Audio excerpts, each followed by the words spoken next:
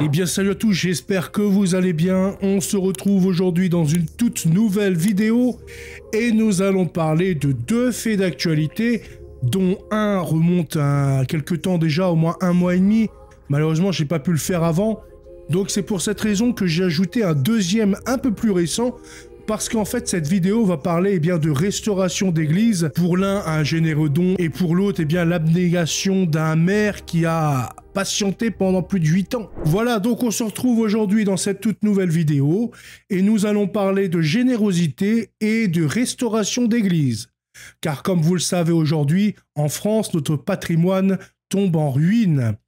Car il n'y a plus d'argent dans les caisses, l'État, qui normalement s'est porté garant pour l'entretien et la restauration de nos édifices suite à la confiscation de nos biens après la Révolution et la loi de séparation, ne tient pas ses promesses. Et donc notre patrimoine s'effrite petit à petit, et certains maires, comme nous allons le voir dans le deuxième article, trouvent la force de patienter toutes ces années, de reproposer son église, année après année, démarche après démarche, auprès de la mission patrimoine qui est donc confiée à Stéphane Bern. Et certains autres décident d'organiser des espèces de théâtres, de jeux escape game, de je ne sais quoi dans les églises, afin de les restaurer, ce qui est absolument pas normal. Dans tous les cas, une vidéo qui va donner un peu de baume au cœur, parce que la restauration de nos églises, c'est toujours un grand bien.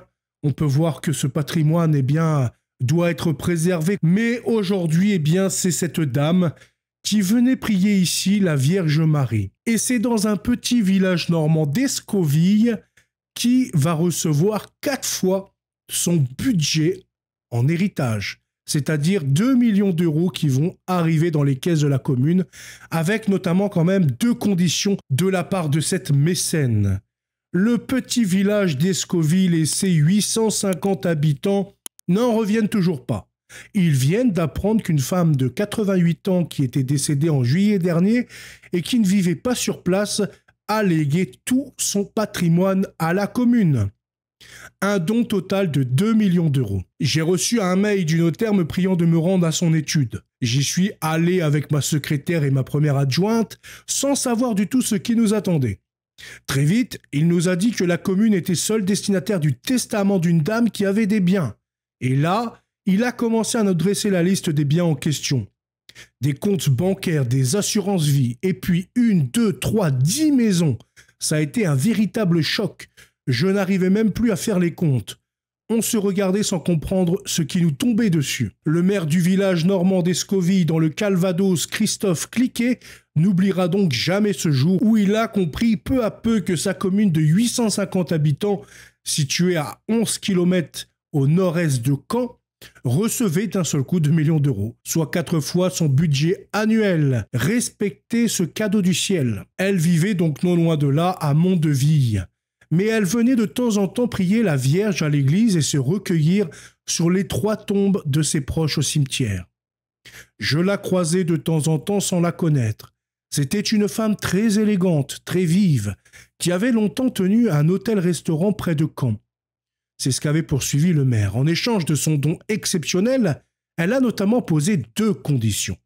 La mairie devra assurer l'entretien des 3 sépultures de sa famille dans le petit cimetière communal, et les revenus locatifs des 10 maisons, c'est-à-dire du patrimoine qui a été acquis par cette commune et dont eux, ils toucheront les loyers, etc., devront servir à la restauration de l'église du village.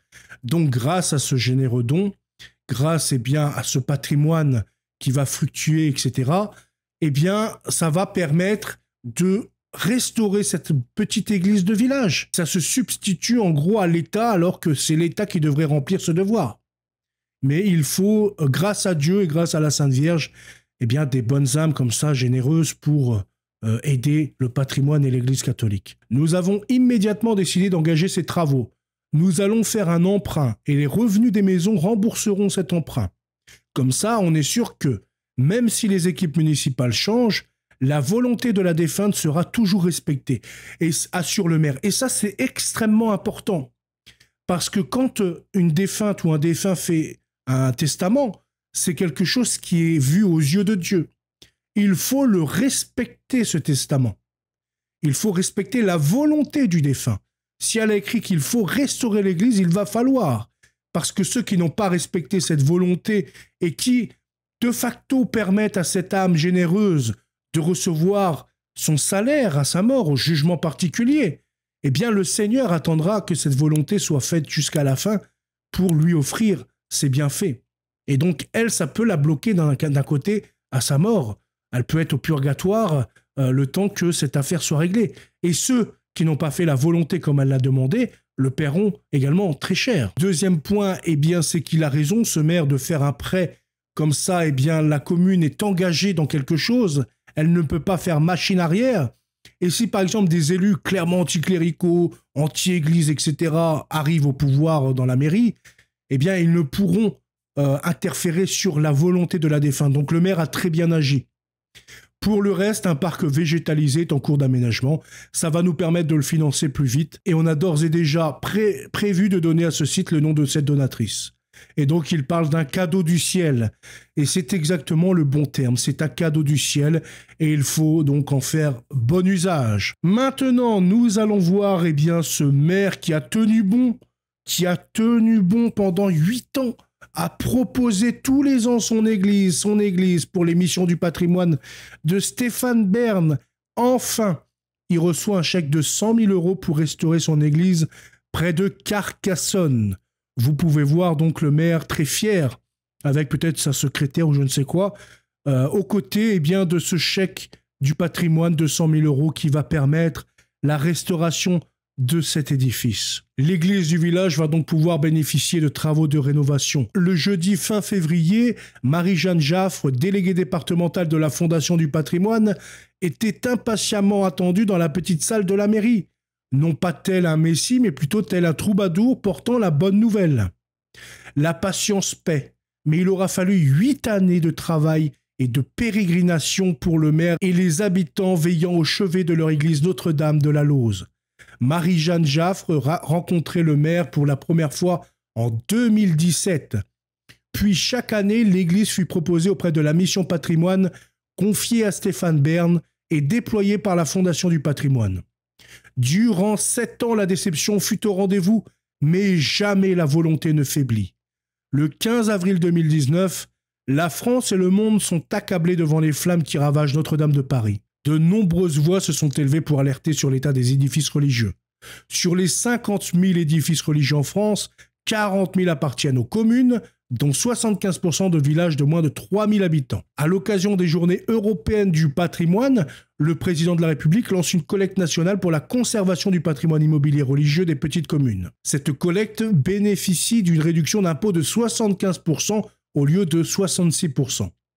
En janvier 2024, la plateforme de collecte comptabilisait 2 119 635 € de dons faits par à peu près 11 000 particuliers. C'est très peu par rapport à cette médiatisation qu'il y a eu autour de ce projet. C'est extrêmement bas, les chiffres des donateurs sont très bas. Cette somme est confiée à la Fondation du patrimoine. C'est dans ce cadre et en présence des conseillers départementaux, Muriel Chérier et Christian Reynaud, que Marie-Jeanne Jaffre a remis au maire Gérard Fernandez un immense chèque de 100 000 €. Cette somme va donc servir à la sauvegarde des peintures découvertes à l'intérieur de l'église, ainsi qu'à la restauration des façades et de la toiture. Les grands accomplissements sont réussis non par la force, mais par la persévérance. Samuel Johnson. On a pu mettre une autre citation, mais en tout cas, c'est une très bonne citation qui décrit la situation de ce maire. Et je tiens à le féliciter, à féliciter Gérard Fernandez pour cette abnégation. Parce que pendant 8 ans, se voir refuser année après année, ça aurait découragé plus d'un finalement. Lui, il a tenu bon, il s'est accroché. Il a dit « Mon église, l'église de mon village, sera restaurée grâce à Dieu. » Et il a tenu bon. En tout cas, voilà pour les bonnes nouvelles. J'espère que cette vidéo vous aura plu. Je vous souhaite une excellente soirée. À bientôt. Salut.